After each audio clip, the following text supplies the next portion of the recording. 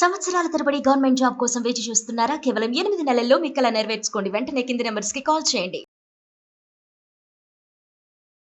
అమ్మ నమస్తే అమ్మా. నమస్తే అమ్మా. అమ్మా అంటే చెప్పండి. భార్యాభర్తల రిలేషన్స్‌లో మనకి కొన్ని చేసే పనులు, కొన్ని చేయకూడని పనులు ఉంటాయి అని అంటుంటారు.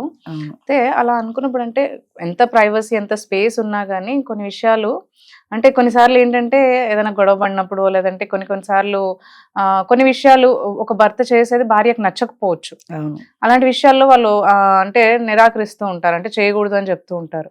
అలా కొన్ని విషయాల్లో ఏదైతే వీళ్ళు నిరాకరించే విషయాలు అయినా కూడా చేయాల్సిన పనులేంటి భర్త యాక్చువల్గా? అంటే భార్య వద్దన్నా గానీ భర్త చేయాల్సిన విషయాలు ఏంటంటారు అసలు? అదే దానికే నేను ఇది ఒక ఫోటో కోసం ఎతుకుతున్నాను. ఒక చోట చూశాను.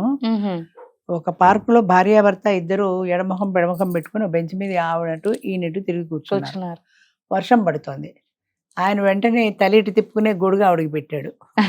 అంటే కోపంగా ఉన్నాడు. కోపంలో కూడా మళ్ళీ ఆవిడ కేర్ తీసుకుంటున్నాడు. అంటే ఎట్టి పరిస్థితుల్లో అయినా నువ్వు కేర్ తీసుకునేటప్పుడు నీ కోపంతో ప్రమేయం లేదు. నాకు కోపం వచ్చింది కాబట్టి నువ్వు తడిస్తే నాకే అనుకోకూడదు. తను తడుస్తున్నాడు వర్షంలో, ఆవిడ గొడుగు పెట్టాడు. అంటే అంత కేర్ తీసుకోవాలి కోపమైనా సరే అని. గొడవ పడినా కోపడినా కూడా కేర్ విషయంలో నాతో మాట్లాడదా, గొడవలో అంటుంటా మాట్లాడదు కావచ్చు, తర్వాత కొట్టుకోండి ఏమైనా కానీ కేర్ విషయంలో మాత్రం అశ్రద్ధ చేయకూడదు. ఇప్పుడు ఆవిడకి ఒంట్లో బాగాలేదనుకో, హాస్పిటల్కి వెళ్తుంది, ఇద్దరు గొడవ పడ్డారు. నేను గొడవ పడ్డాను కదా, నేను హాస్పిటల్కి రాను అనకూడదు కదా. ప్రాణాపాయ పరిస్థితుల్లో వెళ్ళాలి కదా కూడా.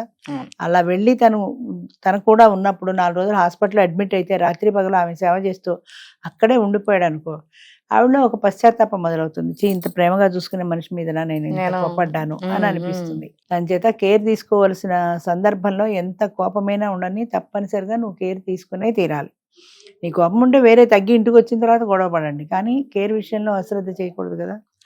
అలాగే మరి ఇంకా ఆవిడకి ఒంట్లో బాగాలేదు, ఇంట్లోనే ఉందనుకో, నలతగా ఉంది, నేను కాఫీ తెచ్చి పెడతానుండు అని కాఫీ పెడితే ఎందుకంటే మీరు అక్కర్లేదండి పర్వాలేదులేండి అందనుకో, అన్న ఆవిడ వద్దంది కదా అని కూర్చోవడానికి, వద్దన్నా సరే పర్వాలేదు నేను చేస్తానని ఏదో తంటాలు పడి కాఫీ తెచ్చినప్పుడు ఆ కాఫీ రుచి కంటే కూడా ఆయన నా కోసం కష్టపడి కాఫీ తెచ్చాడన్న భావన అమ్మాయికి ఎక్కువ సంతృప్తిని ఇస్తుంది.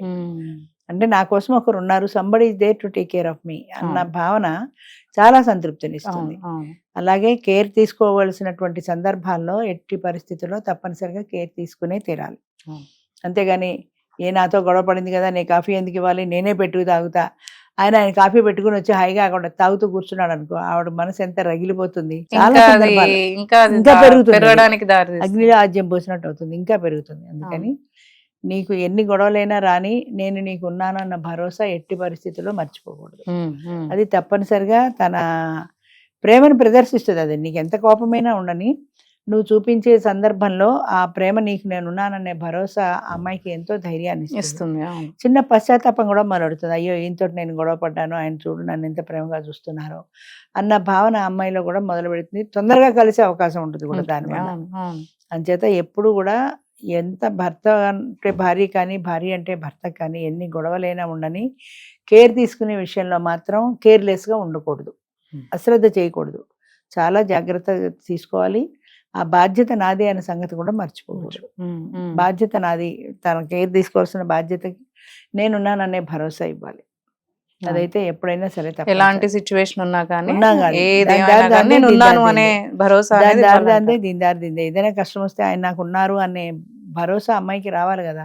ఏమో అసలే కోపంలో ఉన్నాడు, ఇప్పుడు నాకు సాయం చేస్తాడో చేయడో, ఏమో నేను అడిగితే తిడతాడేమో, ఇప్పుడే కనపడ్డానా అంటాడేమో అనే పరిస్థితి రాకూడదు. ఏదైనా కష్టం వస్తే కోపం వచ్చినా 2 తిట్టినా సరే తను చెప్పినప్పుడు ఆ ప్రాబ్లంకి సొల్యూషన్ ఆలోచించాలి. తను ఏదైనా చేయగలిగింది ఉంటే చేయాలి. అంతేగాని నాతో దెబ్బలాడవు కదా, నేను నీకెందుకు చేయాలి, పో నీ చావు నువ్వు చావు, ఎవరిని అడుగుతావో అడుక్కో, ఇలాంటి మాటలు వాళ్ళ మధ్య ఉన్న అగాధాన్ని ఇంకా పెంచుతాయి. కొన్నిసార్లు గొడవ పడతారు, తర్వాత ఎటో బయటికి వెళ్తూ గొడవ పడుతూ ఉంటారు. పో నేను గొడవ పడ్డాను, సరే పో ఇంక నువ్వు ఒకదాని వెళ్ళిపో, నేను రాను వదిలేస్తూ.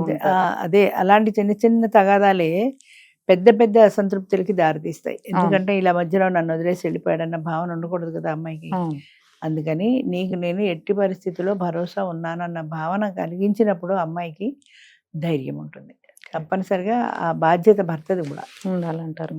అదే ఏ విషయం ఎంత గొడవ పడినా ఏం చేసినా కానీ కేర్ అయితే ఉండాలి. అట్లాగే ఈ అమ్మాయి కూడా భర్త బాగాలేదనుకో, సేవ చేయడం వదిలేసి చస్తే నాకే అని అనుకోగలుగుతుందో అనుకోలేదు కదా. బాగాలేకపోతే డాక్టర్కి తీసుకెళ్తుంది, మందులు వేస్తుంది, అక్కడే కూర్చుంటుంది, టెంపరేచర్ చూస్తుంది. ఏదో ఒకటి చేయాల్సిన బాధ్యత నీకుంది. నీకు ఇష్టం లేకపోతే మాట్లాడుకో, కానీ చూడాలి కదా, చూడాల్సిన బాధ్యత అయితే ఉంది కదా. అలాగా ఎవరి బాధ్యతల వాళ్ళు మర్చిపోకుండా ఉండాలి. అప్పుడు మాత్రమే ఆ సంసారం తొందరగా సెటిల్ అవుతుంది. ఏదైనా గొడవలు ఉన్నా కూడా తొందరగా సర్దుబాటు అయిపోతాయి. నాకు ఒకరు ఉన్నారు అన్న ధైర్యం చాలా ఆత్మవిశ్వాసాన్ని ఇస్తుంది. ఆ గొడవ పెరగకుండా మనకి అక్కడే చూసుకోవాలి. సర్దుబాటు అవడానికి అవకాశం ఉంటుంది అంటారు. అదే అందుకనే ఎంత బాగా నచ్చిందో నాకు అది. అంత కోపంలో కూడా మొహం ఇటు తిప్పు కూర్చున్నాడు, మొహం సీరియస్గా ఉంది, కానీ గొడుగు మాత్రం పట్టాడు వర్షం పడకుండా. అంటే అంత కోపంలో కూడా కేర్ తీసుకుంటాడు. అది ముఖ్యం. అది ముఖ్యం. ముఖ్యంగా మగవాళ్ళలో చాలా మందికి అంటే పాతకాలంలో ఈ భావన ఎక్కువ ఉండేది. ఆడది వంటింటికే పరిమితం, ఆ వంటిల్లే దాని సామ్రాజ్యం, వీధి గదితో దానికి సంబంధం లేదు. అంచేత అంటే ఏ విషయమైనా వస్తే కోపం వస్తే మా తాతయ్య తిడుతుండేవారు, నీకెందుకు వంటింటికి పోని. ఆవిడేదో నా కర్మ ఇంతే అనుకుని వంటింటికి వెళ్ళిపోయేది. ఇప్పుడు ఆడవాళ్ళు అలా లేరు. ఇదివరకుట్లా వీళ్ళు వంటింటికి పోవనే పరిస్థితి భర్తలకు లేదు, పొమ్మంటే పోయేలా ఆడవాళ్ళు లేరు. వాళ్ళకి కూడా సమానమైన స్థాయి గౌరవం ఇవ్వాలి. వాళ్ళు ఏదైనా ఒక ప్రైవేట్గా ఒక జాబో లేకపోతే ఒక ఇండస్ట్రీయో ఒక బిజినెస్ ఏదో పెట్టుకుంటామంటే వాళ్ళు అందుబాటులో ఉన్న వాటికి కనీసం ఎంకరేజ్ చేయాలి. నువ్వు కూడా చేసుకోవచ్చు, పర్వాలేదు, మన ఇద్దరం కలిసి చేద్దాము.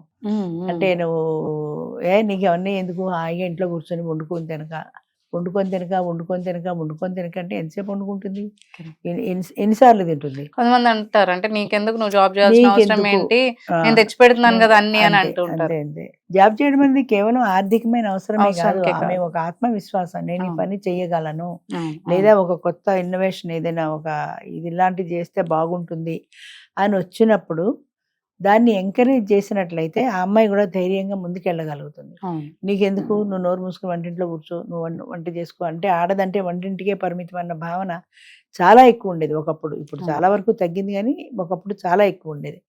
దానివల్ల ఆడదానికి అంటే భావ స్వాతంత్రం కూడా లేదు, స్వేచ్ఛ లేదు, తన మనసులో భావాన్ని ఎక్స్ప్రెస్ చేసే అవకాశం లేదు, మొగుడు తిడతాడేమో అన్న భయం తప్ప. అంచేత తన మనసులో ఉన్న భావాన్ని వాడు తేలిగ్గా ఎక్స్ప్రెస్ చేయగలగాలి. ఎక్స్ప్రెస్ చేసిన దాన్ని సహృదయంతో అర్థం చేసుకోవాలి. అర్థం చేసుకుని ఎంకరేజ్ చేయాలి. నీకు నేనున్నాను, భరోసా అని చెప్పినప్పుడు చాలా ధైర్యం అనిపిస్తుంది. అందుకని తప్పనిసరిగా ఎవరైనా సరే ఒక ఆడది ముందడుగు వేస్తానన్నప్పుడు, అది ఏ రంగంలో అయినా కానీ, లేదు కొంతమంది డ్యాన్స్ నేర్చుకోవడం ఇష్టం అనుకో, చిన్నప్పుడు డ్యాన్స్ నేర్చుకున్నది మధ్యలో మానేసింది, పెళ్ళయ్యాక అవ్వలేదు. ఆ అమ్మాయికి డ్యాన్స్ అంటే చాలా ఇష్టం. ఏమంటే నేను డ్యాన్స్ నేర్చుకోవాలనుకున్నాను అందనుకో వెంటనే, ఇప్పుడు ఈ వయసులో ఇంకేంటి, పెళ్ళి అయిపోయాక కూడా ఇంకేంటి స్టేజ్ ఎక్కి తైతెక్కలాడతావా, సిగ్గు లేదా అని ఎన్ని తిట్టాలో అన్ని రకాలు తిడతారు. దానివల్ల అమ్మాయి హృదయం ఇలా కుచించుకుపోతుంది. అంటే స్టేజ్ ఎక్కి భరతనాట్యం చెబితే నా సంతోషం కోసం నేను నేర్చుకోకూడదా, ఇదివరకు నేర్చుకున్నాను, నాకు ఇష్టమైంది, పెళ్ళి అవ్వడం వల్ల ఆగిపోయింది, ఏదో కొంతకాలం గడిచింది కాబట్టి మళ్ళీ మొదలెట్టాలనుకుంటున్నా, అందులో ఏం తప్పు ఉంది, ఎందుకు నా భర్త నన్ను అర్థం చేసుకోలేదు అన్న భావన మొదలవుతుంది. అక్కడ ఒక బీజం పడుతుంది వాళ్ళ మధ్య డిఫరెన్స్కి. ఏంటండి ఈ సినిమాల్లో లాగా ఇది తైతక్కలాడుతుందా అని అంటాడు ఈయన ఏదో అమ్మాయి అత్తారితో. అదేదో వాళ్ళు ఇంకా సర్ది చెప్పాలనుకుంటారు, అమ్మాయికి డ్యాన్స్ అంటే చాలా ఇష్టం, అందుకే మేము నేర్పించాము అని వినిపించుకోడు. నన్ను అర్థం చేసుకోలేదన్న భావన అమ్మాయిలో మొదలవుతుంది. Okay, thank you. నమస్తే అమ్మా.